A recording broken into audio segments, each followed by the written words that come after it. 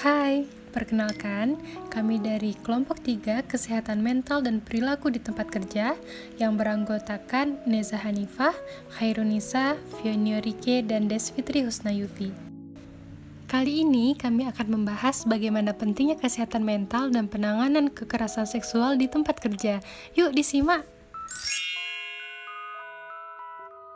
Keselamatan dan Kesehatan Kerja atau K3 merupakan salah satu program pemeliharaan yang ada di perusahaan. Nah, upaya K3 harus diselenggarakan di semua tempat kerja, khususnya tempat kerja yang memiliki resiko yang membahayakan bagi pekerja.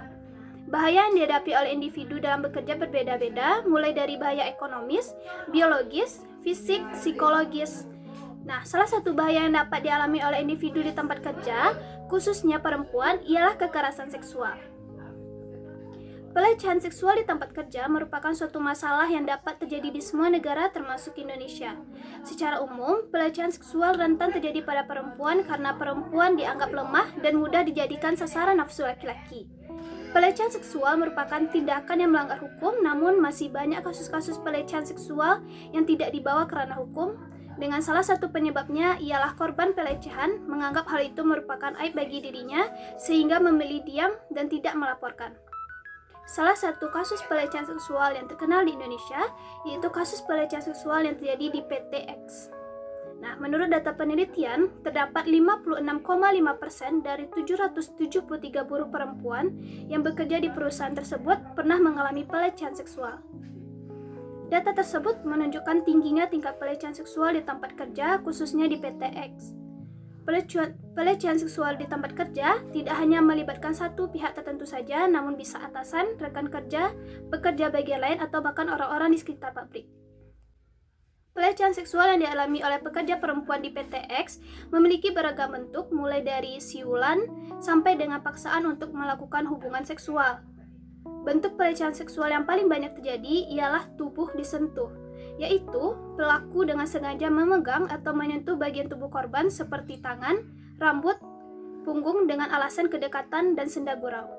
Nah, berdasarkan hasil wawancara pada pekerja perempuan di PT X, penyebab mereka mengalami pelecehan seksual itu bermacam-macam. Mulai dari korban yang masih di bawah umur, sehingga dianggap menjadi sasaran yang mudah, sampai korban yang sudah dewasa. Nah, pada kasus korban yang sudah dewasa ini, korban mengalami pelecehan seksual 2 kali lebih sering setelah ia bercerai dengan suaminya. Hal ini dikarenakan perempuan yang telah bercerai dianggap lemah dan tidak berdaya. Tidak hanya itu, perempuan yang telah bercerai dianggap telah berpengalaman dalam hal seks sehingga sering diolok-olokkan dengan perkataan yang bersifat seksual. Nah, hal ini dapat berdampak pada keadaan psikologis korban pelecehan seksual.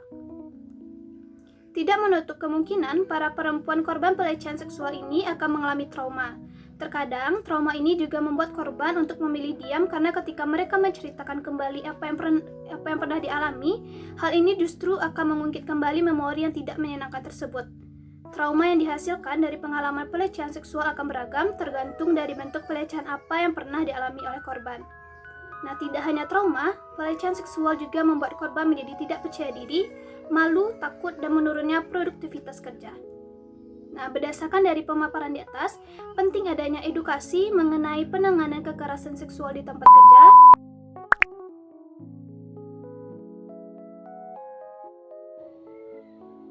Selanjutnya yaitu definisi keselamatan dan kesehatan kerja. Keselamatan dan kesehatan kerja adalah suatu program yang dibuat pekerja maupun pengusaha sebagai upaya mencegah timbulnya kecelakaan dan penyakit akibat kerja dengan cara mengenali hal-hal yang berpotensi menimbulkan kecelakaan.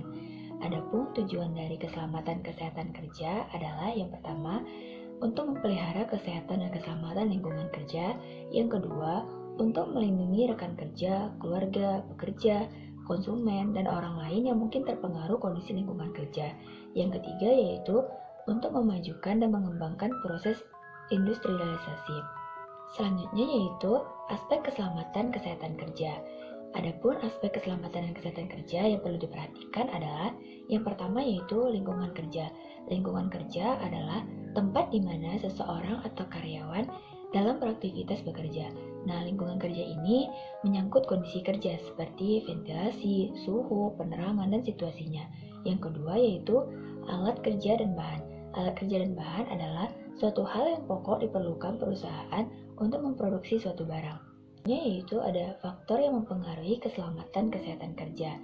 Adapun faktor yang mempengaruhi keselamatan kesehatan kerja adalah yang pertama yaitu beban kerja. Nah, beban kerja di sini tuh berupa beban fisik, mental, dan sosial, sehingga upaya penempatan pekerja yang sesuai dengan kemampuannya perlu diperhatikan. Yang kedua yaitu ada lingkungan kerja. Lingkungan kerja yang berupa faktor fisik, kimia, biologi, ergonomik, maupun psikososial. Dari kekerasan seksual. Yang pertama itu adalah definisinya. Nah, menurut CITE, definisi dari kekerasan seksual itu adalah segala bentuk tingkah laku ataupun kecenderungan untuk bertingkah laku seksual yang tidak diinginkan oleh seseorang, baik itu secara verbal ataupun psikologis maupun fisik, yang dianggap korban sebagai tindakan merendahkan martabat, penghinaan, intimidasi ataupun paksaan. Yang kedua adalah bentuk-bentuk dari pelecehan seksual ataupun kekerasan seksual. Nah, menurut Papu, tipe-tipe dari kekerasan seksual itu ada 3. Yang pertama itu quid pro quo harassment, yang dimana merupakan pelecehan seksual yang dilakukan oleh majikan kepada karyawannya. Perbuatan ini dilakukan karena kedudukan yang berbeda dan majikan itu memanfaatkan kekuasaan tersebut untuk melakukan perbuatannya. Yang kedua itu adalah hostile environment harassment, yang merupakan pelecehan yang didasarkan karena beberapa hal tertentu, misalnya seperti salah satunya jenis kelamin, dan itu terkhususnya adalah perempuan. Dan ketiga itu adalah third party of sexual harassment, di mana merupakan pelecehan seksual yang biasanya dilakukan oleh klien terhadap karyawan sedang bertugas, baik itu tempat kerja yang tertutup maupun berada di lapangan, tentang pencegahan dari kekerasan seksual. Nah, pencegahan ini merupakan cara yang paling efektif, baik itu bagi pengusaha ataupun perusahaan dalam mengangkat masalah pelecehan di tempat kerja. Nah, tindakan-tindakan yang dapat dilakukan itu diantaranya yang pertama itu adalah komunikasi. Jadi mereka itu dapat mensosialisasikan pedoman dari pencegahan melalui media cetak dan juga elektronik. Yang kedua itu adalah pendidikan. Jadi mereka itu juga dapat melakukan program-program yang orientasi dan pengenalan bagi staf, ceramah keagamaan, atau juga acara khusus yang sudah diprogramkan. Yang ketiga itu adalah pelatihan. Jadi mereka juga dapat memberikan pelatihan spesifik baik bagi supervisor dan juga manajernya untuk mengenali masalah-masalah yang ada di tempat kerja dan mengembangkan berbagai strategi untuk pencegahan. Yang keempat itu adalah mendorong perusahaan untuk melakukan pencegahan pelecehan di tempat kerja, misalnya seperti mengambil tindakan disiplin dalam bentuk kebijakan perusahaan dan perjanjian kerja ataupun peraturan perusahaan dan juga kesepakatan kerja bersama.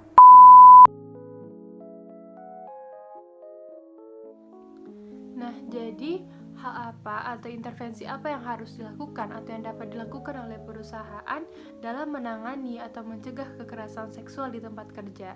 Nah, hal pertama yang dapat dilakukan itu adalah dengan memberikan promosi dan juga edukasi terkait kekerasan seksual di tempat kerja.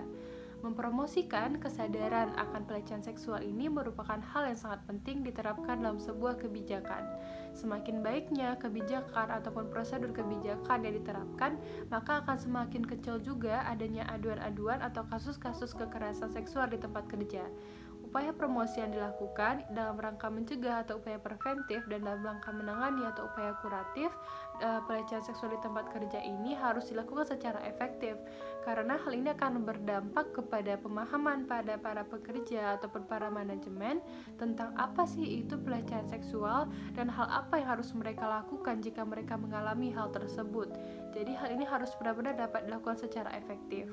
Dan juga hal ini akan menjadi dasar dari pengembangan standar dan mekanisme atau prosedur yang akan dilakukan dengan tepat dan dapat diterima secara baik oleh berbagai kalangan yang ada di tempat kerja tersebut.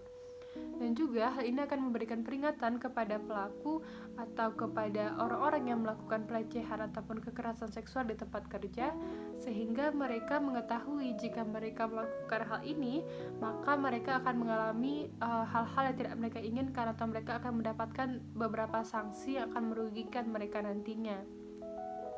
Nah, lalu untuk upaya pencegahan ini itu bisa dilakukan melalui komunikasi, edukasi, dan juga pelatihan.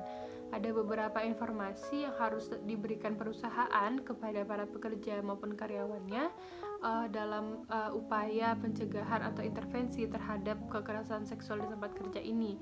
Yang pertama, perusahaan ataupun pihak kantor harus memberikan pemahaman atau memberikan edukasi kepada para pekerja maupun karyawan mengenai kebijakan dan prosedur yang ada dalam perusahaan tersebut. Jadi pihak dari pekerja ataupun karyawan mengetahui hal apa yang harus mereka lakukan ketika mereka mengalami kekerasan seksual, sehingga mereka mengetahui bahwa tempat mereka bekerja itu memiliki kebijakan-kebijakan mengenai hal ini.